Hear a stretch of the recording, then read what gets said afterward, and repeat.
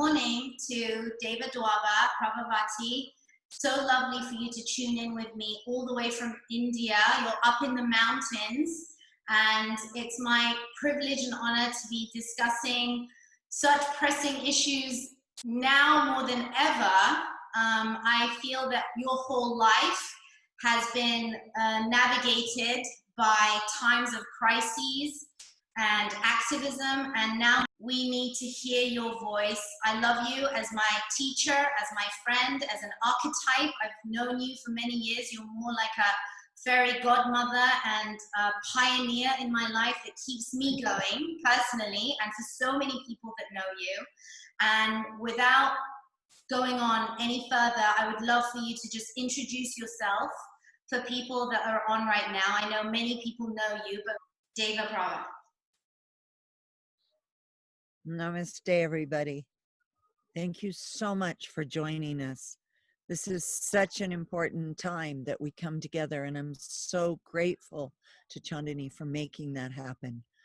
Those of you who don't know me, I'm here. Obviously, you can see I'm in the Himalayas. I'm in our camp with our 60 people, 50 little people, and staff taking care of them.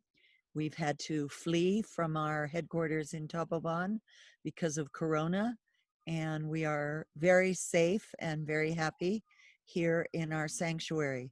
We actually constructed this as a healing retreat where we would be able to invite all of you. As it turned out, it's healing and saving us. I was born in America on the American Indian Reservation, Navajo Ute. My mom ran a trading post for them. So I had the tremendous privilege to grow up very close to them, literally living and staying with them. And my childhood was very dysfunctional. I was strongly abused in every possible way by a psychotic stepfather, then tremendously bullied in high school, experienced a lot of discrimination and hate. I was at 9 years old when they took away the land that had been given to the Indians on the reservation. They took away their water supply. I watched their animals die. I watched some of them die. It was, for someone 9 years old, impossible to bear. Impossible. I got 3 of my friends. One of them's father was a coal miner. We actually loaded my little red wagon with dynamite, and following what we'd seen the Lone Ranger do in TV, trekked out to the dam where I had the idea that if we would blow up the dam, then that would save the Indians. Fortunately, we were caught. But I would say that was a major turning point for me to understand that we have to help each other. We have to stand up for each other. We have to fight for each other's rights. Nothing could be done. I watched my friends, their families lose everything. I watched their fathers deteriorate into alcoholism, die on the streets, die outside bus stands. Changed a lot.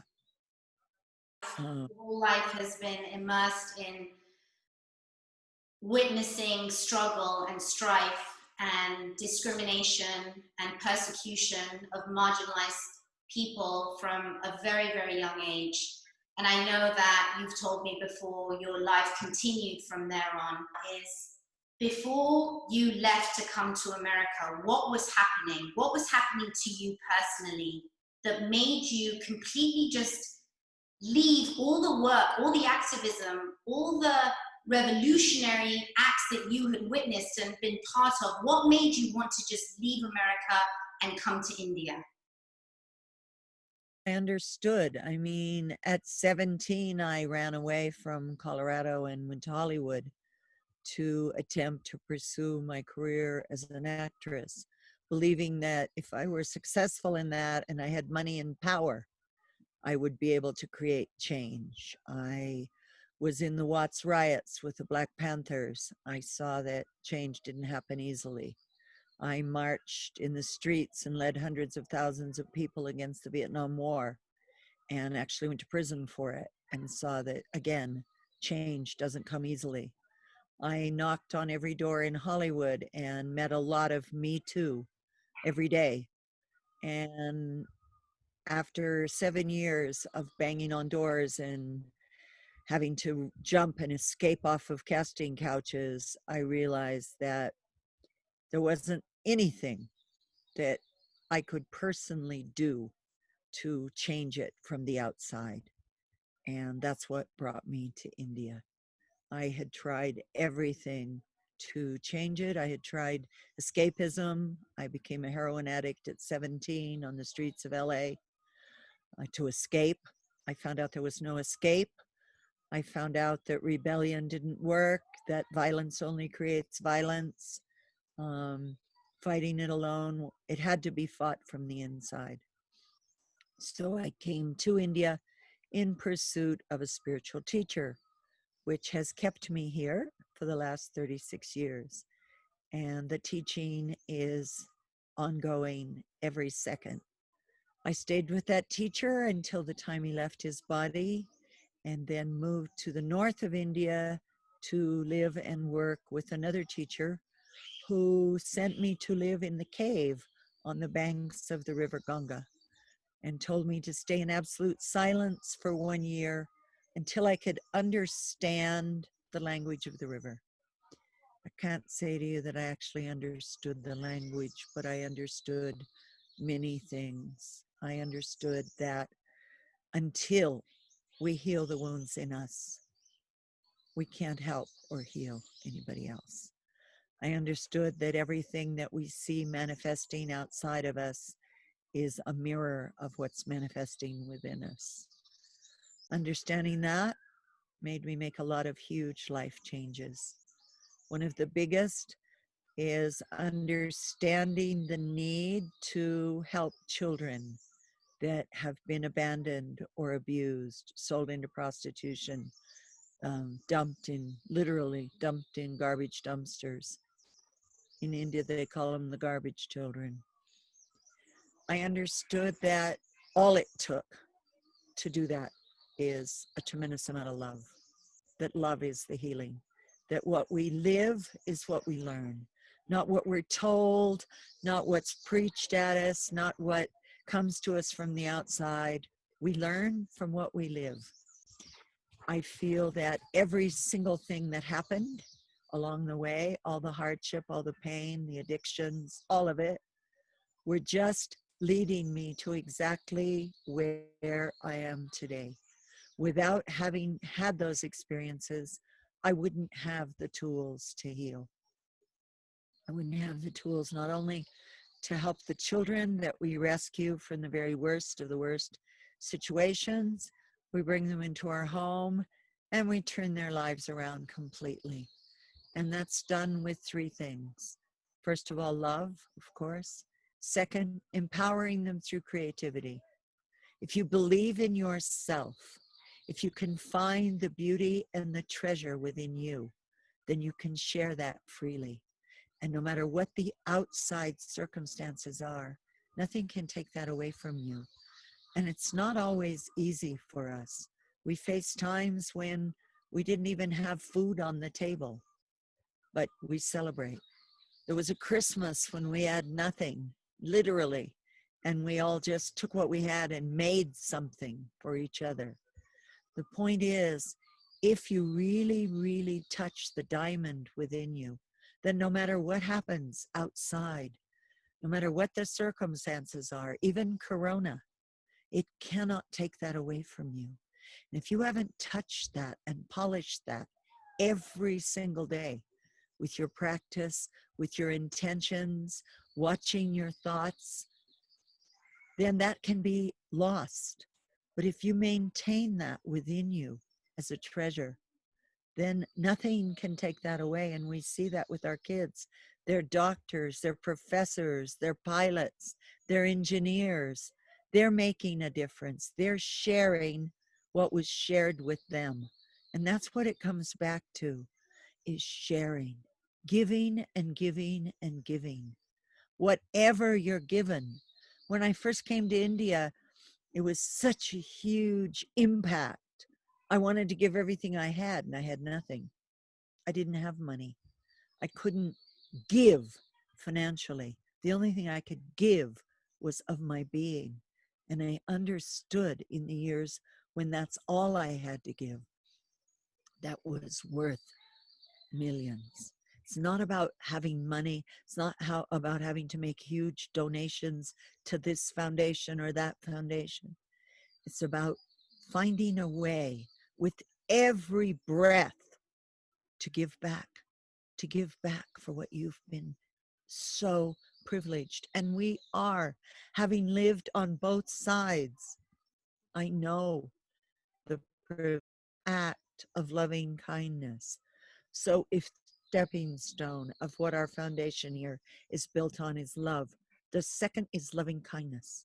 Finding a way that you pour loving kindness into every gesture you make. You don't just go to the supermarket, get what you need, grab the last roll of toilet paper off of the shelf, head for checkout, and get out. You use every single opportunity with every person that you meet there to share loving kindness. Because now, what I've understood and what I have the tremendous privilege to teach all over the world, I wouldn't be sitting here in the jungle right now, I'd be out teaching, is exactly this. When we transform our own lives into every moment of loving kindness, we change every life we touch. And now, with Corona on our doorstep, this is the most important time. The virus is not Corona. The virus is hate. The virus is bigotry. The virus is privilege. Look what's happened in Minneapolis. For every single one of us, this is a huge wake-up call. The virus that we're facing is hate. The virus we're facing is lack of understanding that we are one. We are interconnected with every living thing. Whatever you want to believe. Who created the virus? Where did it come from? Is it deep state? Is it Bill Gates? Doesn't matter. What matters is it's here. What matters is how we react to it. Even if it was created, even if it is some huge plot to enslave us and whatever, it can't work if we don't allow it. If one thing has taught me through all that I've lived, and here in India, doing this as a woman for the last 36 years, they've tried to kill me, they've burned things, they've come with torches to burn us all, but in every moment, there's a hand far greater than my own. And if I can offer anything to you today, it's to trust that. I don't care how dark it looks. I don't care how big the figures are. Today it's 300,000 and it's growing, and it's here in India, it was 8,000 new cases yesterday. Yes, the virus is there. Yes, the virus may or may not be growing. Vaccines may or may not be being imposed. The bottom line is we are not alone in this. We are never alone. We are never abandoned. We can always access a higher good. And we have got to do that now. Because whoever created it or wherever it's happening, this is the battle of our lifetimes. And it is a battle about everything, about life, about freedom, about rights, about Mother Earth not being destroyed, about the very fiber of our being being imprisoned. We absolutely, every one of us have to become warriors of loving kindness. We have to watch what thoughts are we thinking that they can feed on. This is not a conspiracy theory. We know for a fact that what you feel inside is what you create outside. I'm not saying with your thoughts or my thoughts, we created Corona.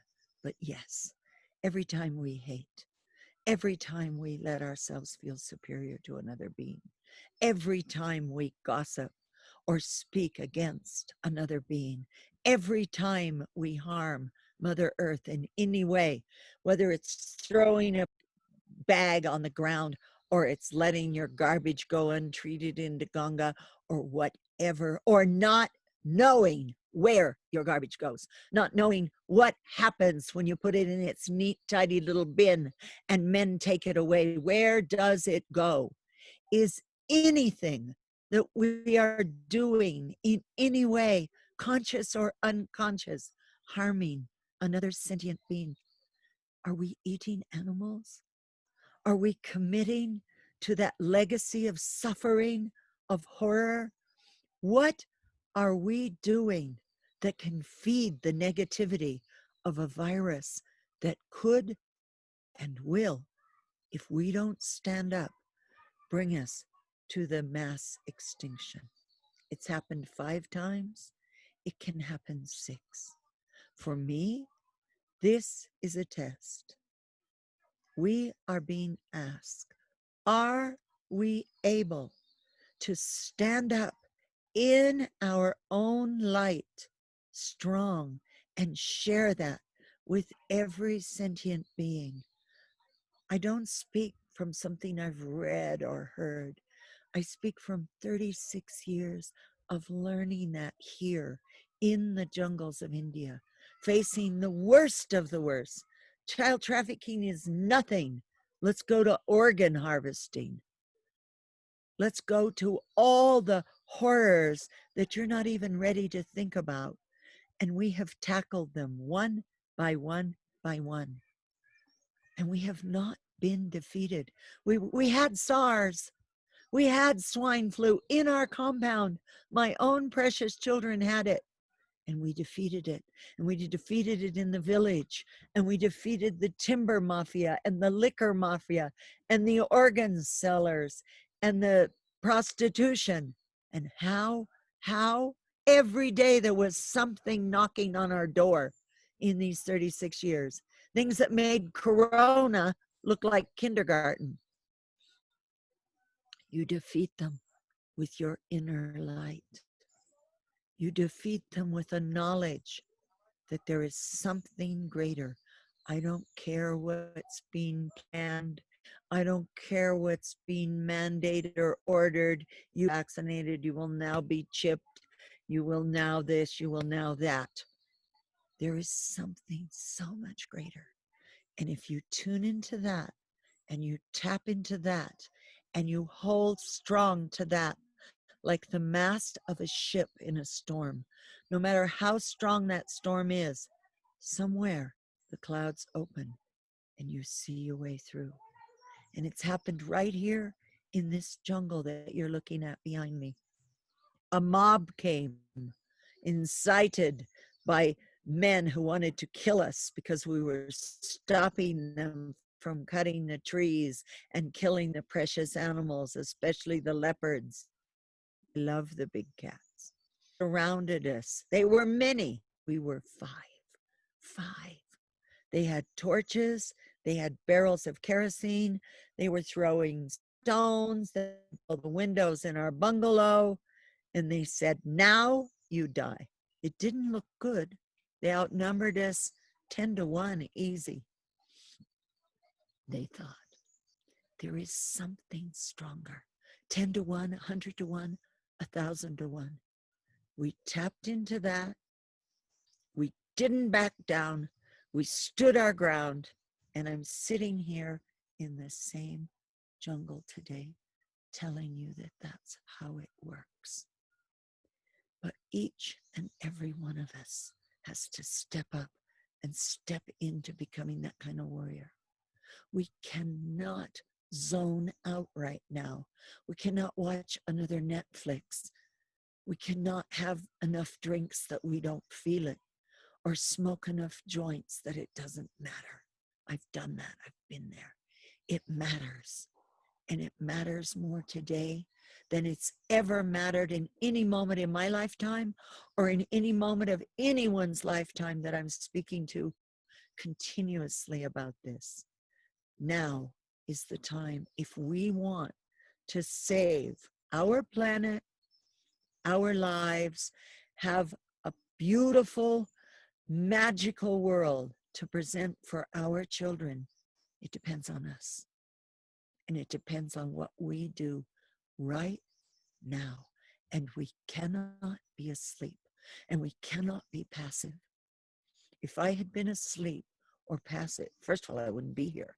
None of my kids would be here. Not one tree that you see would be here. Not one animal that you don't see, but maybe we can hear them right now. The millions of birds would not be here if we hadn't stepped up to saying, I know this is not right.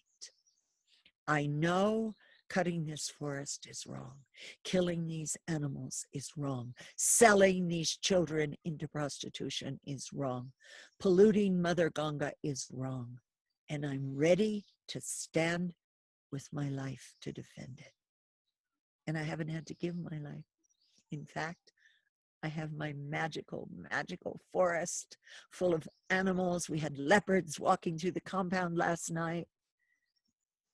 Stood up and we said, there's something greater than you and your guns and your fire and your vaccines and your viruses, whatever it is.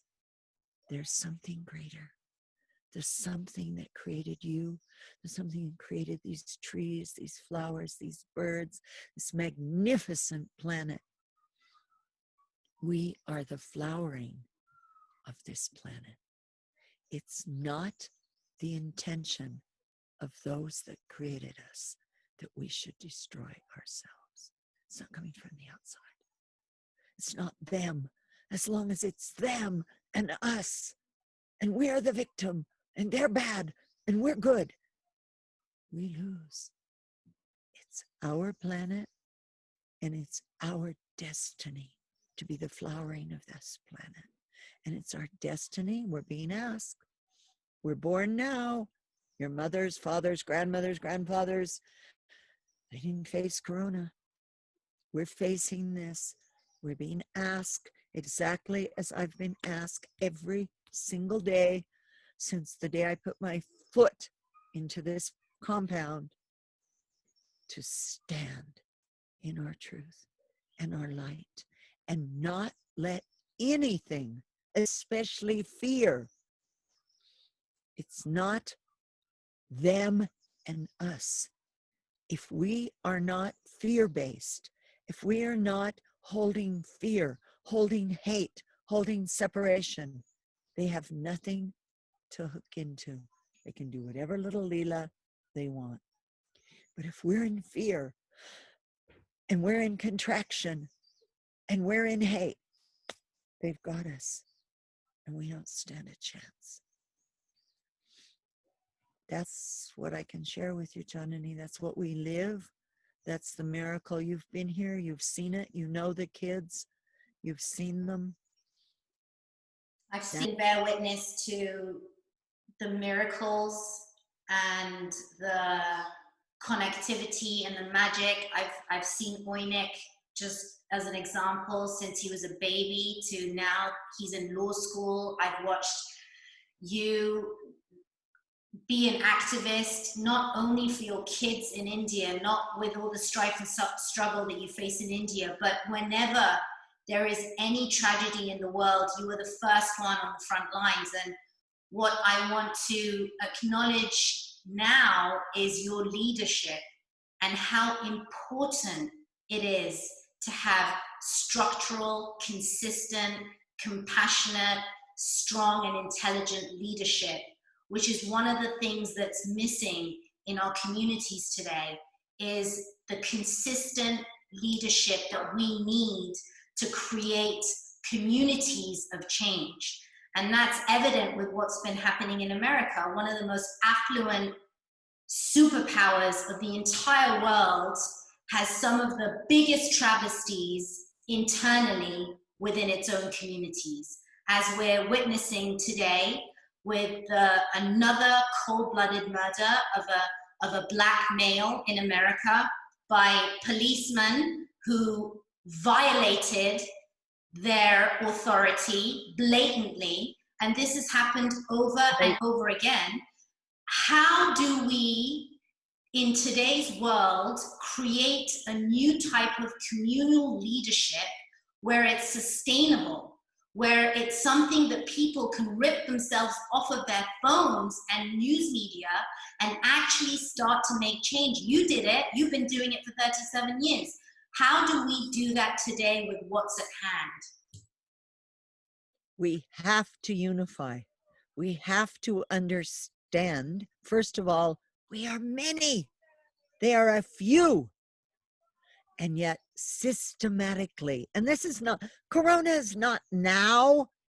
If you track back for generations, since certainly World War II, they, whoever they are, I don't care who they are, have been amassing power, have been taking more and more power, more and more rights, more and more. The secret to their success is division.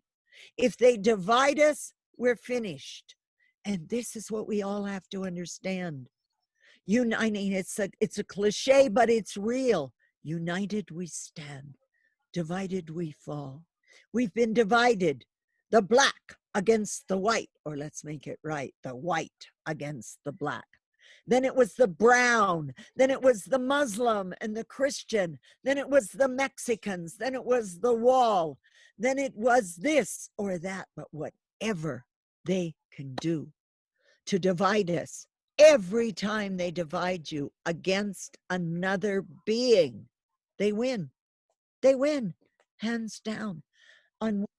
They divide you.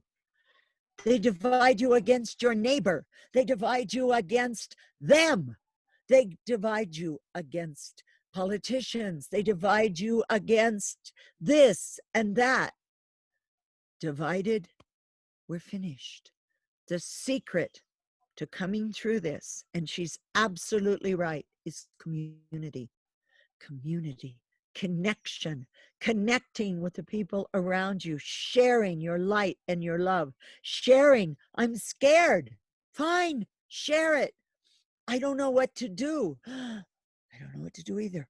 Okay, but now we're 2 and we're 3 and we're 4 and we're not going to quietly sit in our room watching Netflix and let everything be taken away from us and let another innocent black man, he didn't do anything.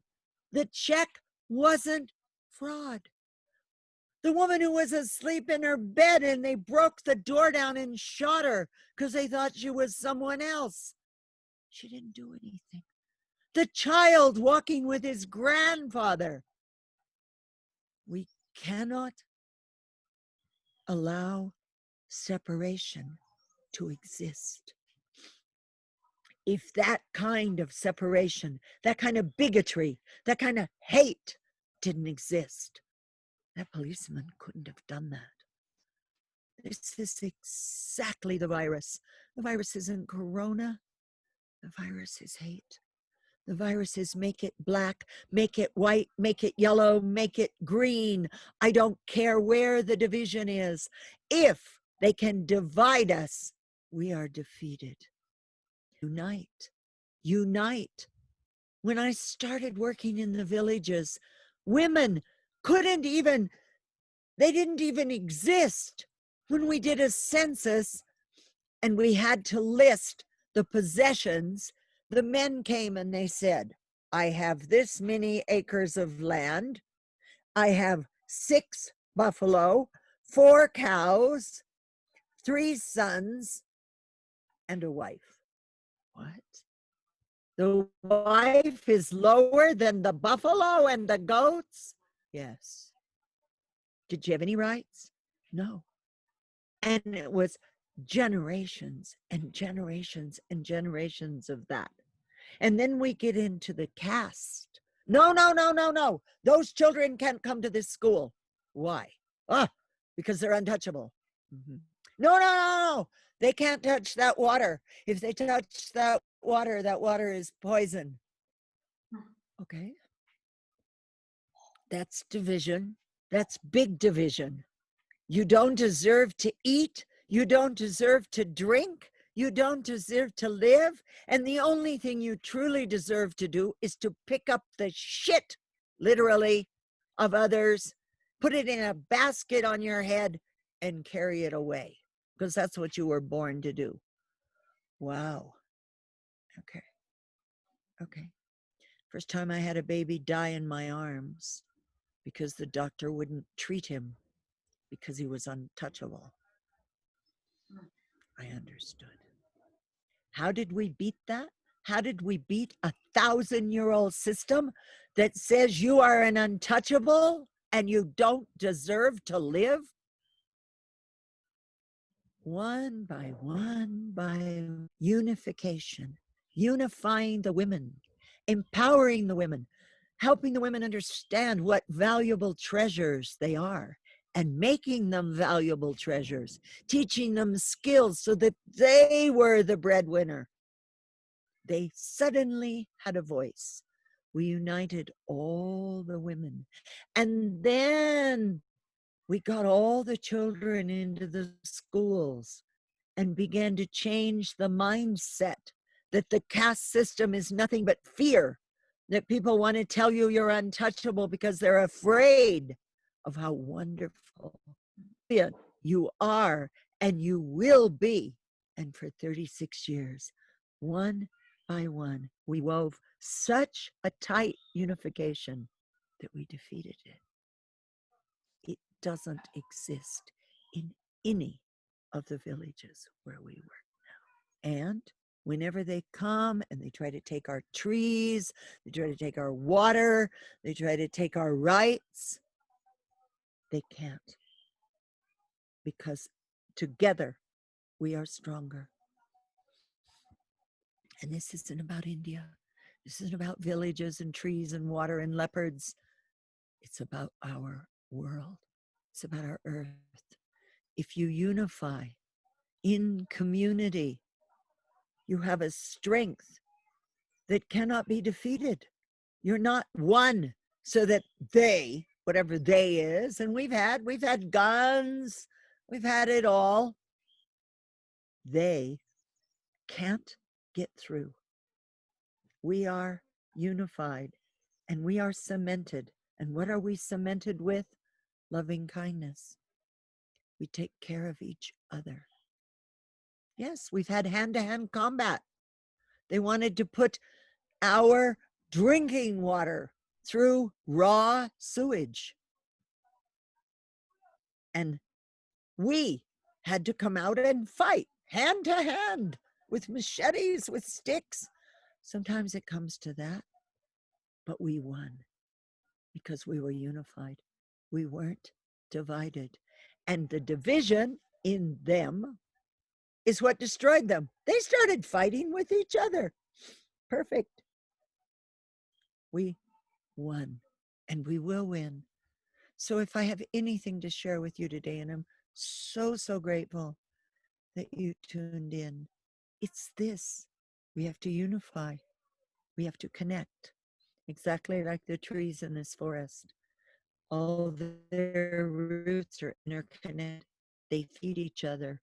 When one has something wrong, this one makes it and gives it. Every tree in this forest that surrounds me is interconnected, and every one of us is interconnected. We have to feed each other. We have to support each other. We have to uplift each other, and we have to unite. And we have to unite in one united cause: our freedom, our rights to maintain Mother Earth in a way that doesn't harm her any further, our rights to protect our lives, our children's lives, and every one of us who's united in our community. If we reach out and we build communities wherever you are, your neighbors, your friends. We just watched a horrendous thing go down where in a apartment block, hundreds had died and nobody knew, because nobody knew who their neighbor was.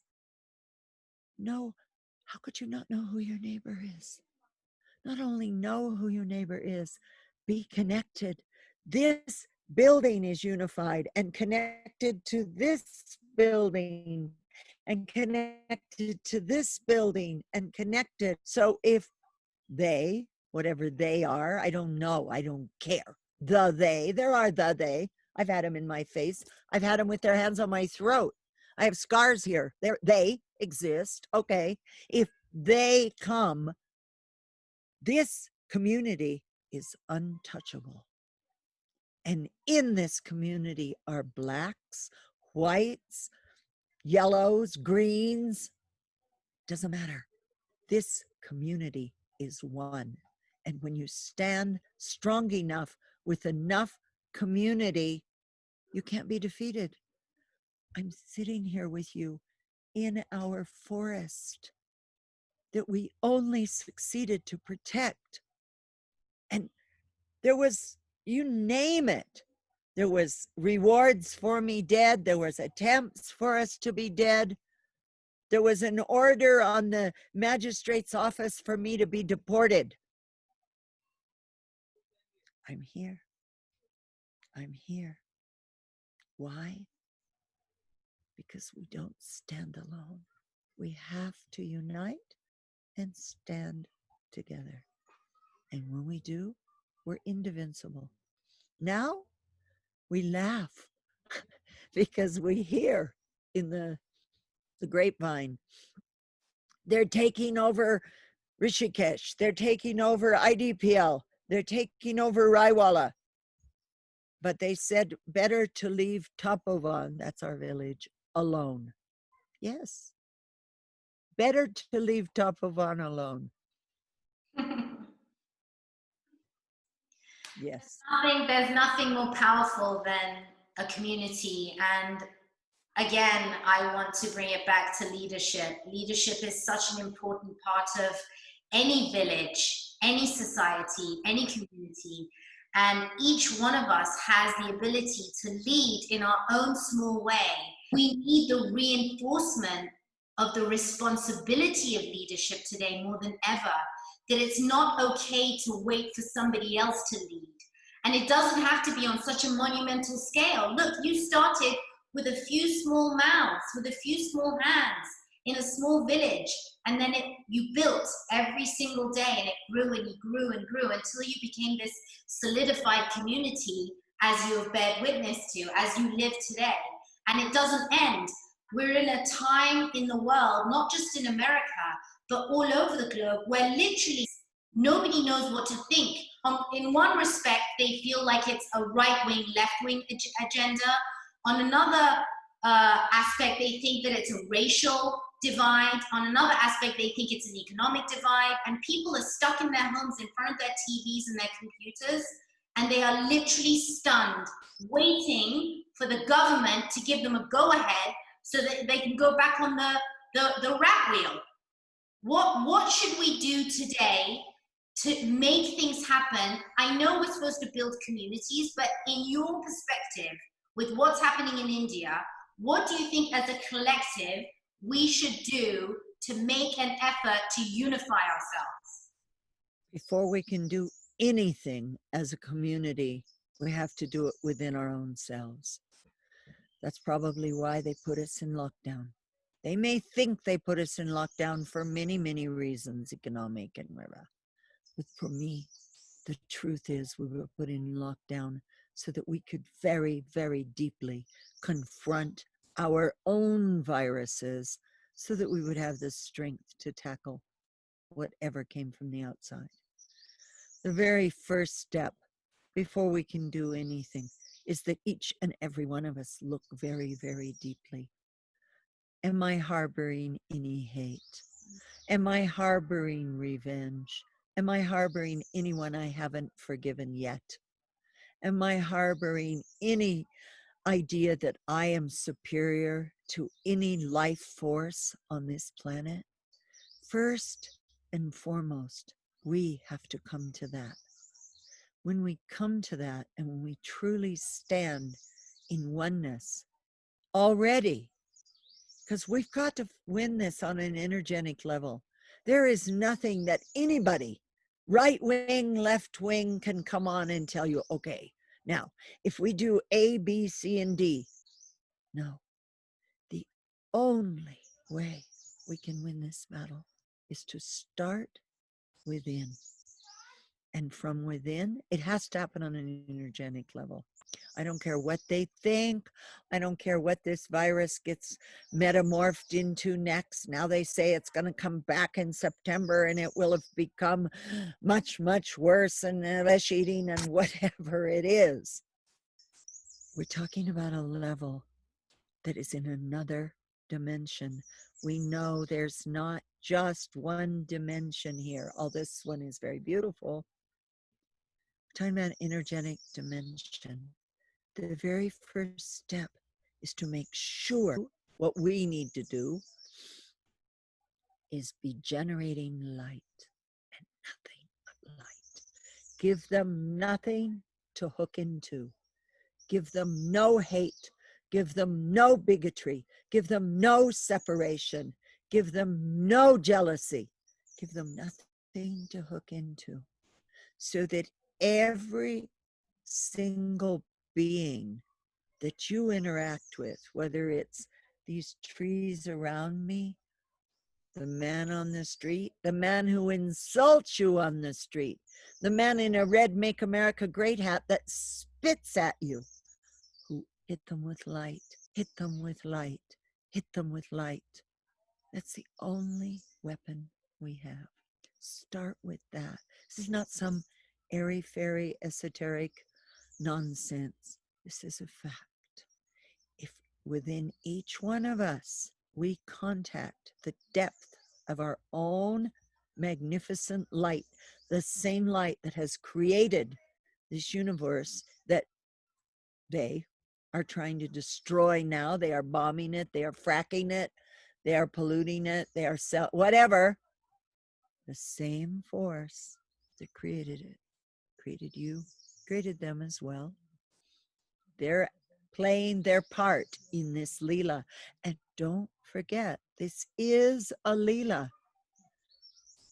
Nobody says it's going to go this way, it's going to go that way, it's inevitable, there's nothing you can do. That's a lot of what's happening right now. Fear-based, there's nothing we can do. There's so much we can do. Each and every one of us. Yeah, but we're in lockdown. Good. Thank God. Use it. It's a gift. It was given. If there's one single thing that my 69 years of living has taught me, whatever we are given, whether it's a Gunga's hands on my throat, to Corona, to prison, whatever I've been given, it's been a gift. It made me stronger. It made me search deeper. It made me find a way to transform that into light. And if each and every one of us does that, the they, whatever they is, doesn't have a chance. And for me, this whole Corona thing is a Leela to make us do exactly that. We got so busy on our little hamster wheels. Me too. Oh, busy, fly here, fly there, lead a course, write a book, teach this, teach that, bring in more kids, build more rooms, do this, do that, open more classes, change more villages. Busy. Easy to control you when you're busy. You're not noticing, oh, a black man got murdered in broad daylight. Oh, I know, but I'm late. That's a terrible thing, but I'm late. Right now, we're not late for anything. We're stuck. We're locked down to where we can see, we can look so deep into first ourselves, into every situation. We can micro inspect it. How did that happen? How did it get like that? How did that man get murdered in broad daylight? How did this happen? How did Trump get elected? How did this happen? And we can change it, and we can change it, and we can change it. So it's not that you can't do anything. You can actually do everything. We have to start with us. We have to become a generator of light. And if you start radiating that light, and then there's this light, and that light, and that light, and that light, ultimately, look at a dark, dark, dark room, a giant warehouse, if you like, and it's pitch black. If you enter with one single candle, you cannot say the room is dark, can you? It's exactly that. We're in lockdown to build our light. How lucky. Yes. Say, yeah, well, I don't have a job and I don't have money. What? Talk to me about it. Talk to me about economic loss. I'm not talking hairy fairy stuff here. We've been kicked right in the gut with this. Whatever the gift is, it has shut us in to us and us and us. We've had to look very deeply at the relationships with every member of our family that we're locked down with, at the relationship with ourselves, and our relationship to every single thing that happens around us. Not easy, not pleasant. It wasn't pleasant for me to get up every morning and have to go to the gate and feed hundreds of hungry, starving people. I've not had that happen in my life. And feed them with what? When we had nothing? And have to run out before the line was finished? No, it hasn't been easy, but it's a gift. It's a window to learn from, to grow from, and what to learn? How to carry more and more light. It's a game. It's a Leela. Don't forget that. I don't care what they tell you. The ultimate is going to be this, going to be that. The ultimate is going to be whatever you have created here. And enough of us have created enough light. Nothing can take that away from us. It's just that. Since this man was strangled to death 2 days ago, there's riots. I tell you that it's a very confusing time for a lot of us, whether we're in the hamster wheel, whether we're completely separate from the reality, whether we're engaged with it. It's a very complex time for many people, and the reinforcement of coming back to our own light is the real challenge for us. It's a real challenge, but we all know that it's the only way. It's the only way, and I totally understand your feeling. And I was actually this morning thinking, getting ready to come down here, that if I'd been in America when this went down, even now, knowing what I know, it would have been really hard for me not to be on the street last night, because the injustice tears at my heart with claws. But I know I've done it. I was in the street. I went to prison for being in the street. That isn't going to make any difference. What's going to make a difference is if enough of us change, enough of us stand up, and we have to. It doesn't mean you sit down and meditate on the light. I meditate on light, on the light. No. Being the light is also standing up, and standing up for the lives that matter. Black, white, yellow, green. But we can't do anything until we've connected with the light. And then you become a warrior of the light. You're not just sitting going on the light, on the light, on the light. You become a warrior with that light. And we need a lot of warriors with that light right now. But not in the street burning buildings. I did that too. Didn't change anything. What are you doing as far as, I know you had to leave the children's home, you had to leave Ramana's Gardens, you've come out to the jungle where there's no real electricity, you're living in an organic fairy tale, but what does your lives look like now? I know that in Rishikesh, where you live, all tourists have had to leave India, and I know that Rishikesh, especially, and Ramana's Gardens is so dependent on tourism and people coming and helping you and spending money. What are your reservations right now? Do you have any fears? What are your plans? What are you doing over there? What's going on? How can I plan? There's more cases every day. The divine does exist, and although we've been here now for 20 years in this jungle, we never had any internet. We don't have electricity. This is the miracle. I'm with you, and we don't have electricity. We are completely off the grid. But that's what I said. They're always there. There's always a hand. You're going over the cliff, and they're getting closer and closer, and there's a hand. I said, how are we going to manage up there? We don't have one penny coming in, and I can't get out. We can't leave. We are absolutely locked in. They put up an internet tower on the next mountain. Thank you, God. We don't have electricity. We have solar. We already had that in place. I'm teaching. I'm leading courses, and I'm doing one-on-one counseling healing. Deva Dwabha, and you send me a private message and I set it up for you on Facebook.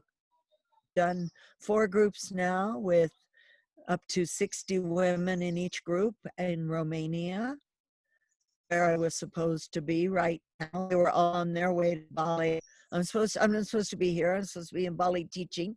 This is my time to be out, as you know so well. This is the time I go out and teach all over the world.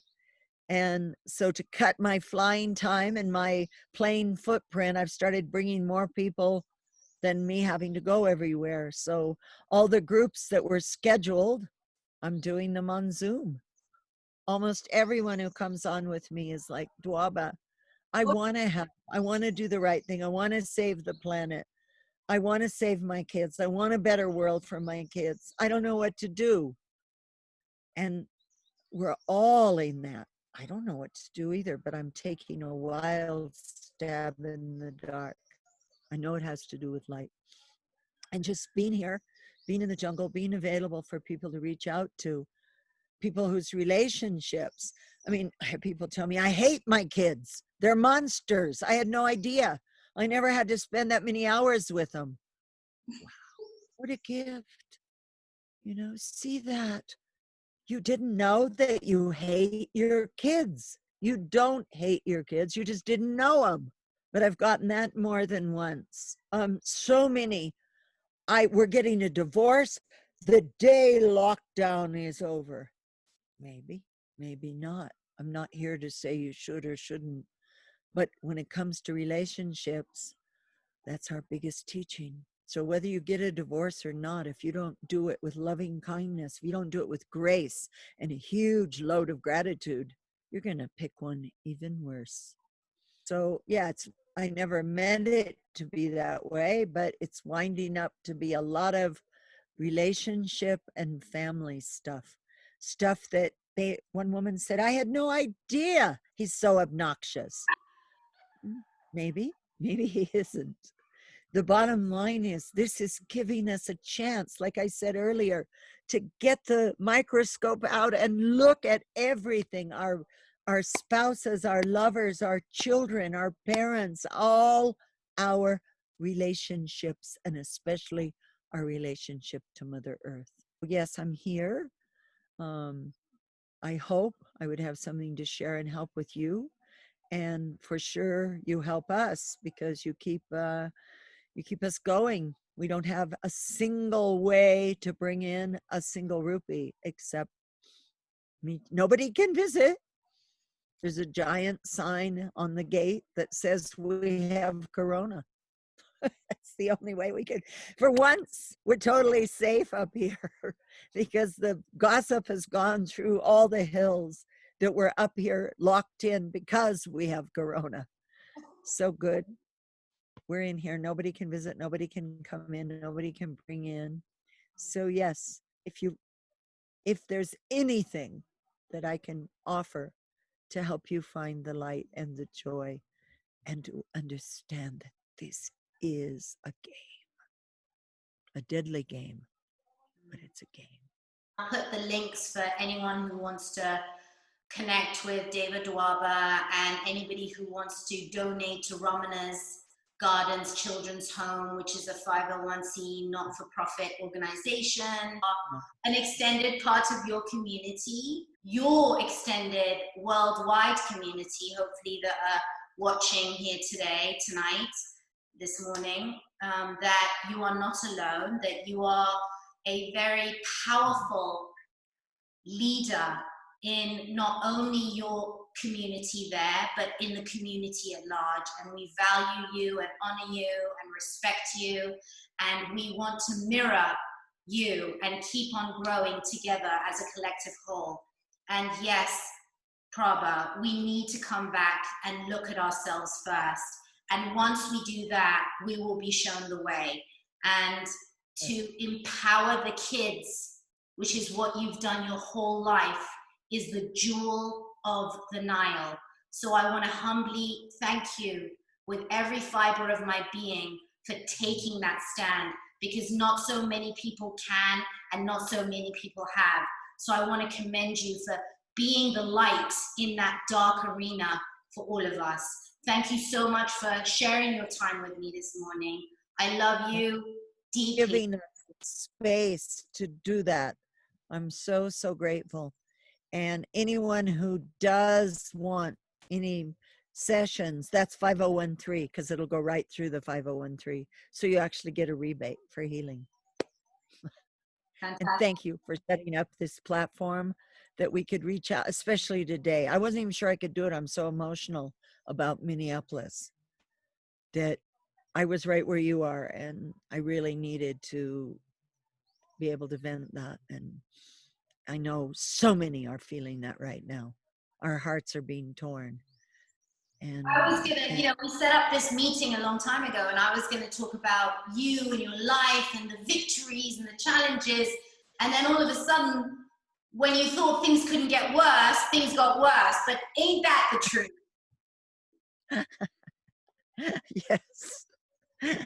Yes. Yes, I know. Yes. But I just have to tell them one wonderful, if I have 1 minute. Yes. In the moment when we were surrounded with drunk, angry men with fire and torches, and that's about when you say it's not going to get worse. I said to my 4 men, it was me and my staff of 4, I said, okay, look, we're all going to put this chili powder in our pockets, and when they get right on you, you throw it in their face. So everybody gathered around. I had a bag, and I gave everybody chili powder, and I said, now, stand and don't move. And the man next to me started dancing. I said, what are you doing? And he was dancing more and more. I said, you have to stand perfectly still. And everybody was looking. The whole atmosphere changed. I said, what's going on? He had a hole in his pocket and no underwear. This is when there's divine intervention. It changed the whole vibe. Men are there going to kill you, and the guy is dancing. It was dancing because the chili powder was going through. Trust. There's always divine intervention. Hey, namaste, Prabha. I love you. Thank you to everyone who joined us this morning. It's so special to be with you here in my jungle. Namaskar. Okay, Prabha. I stopped the live stream.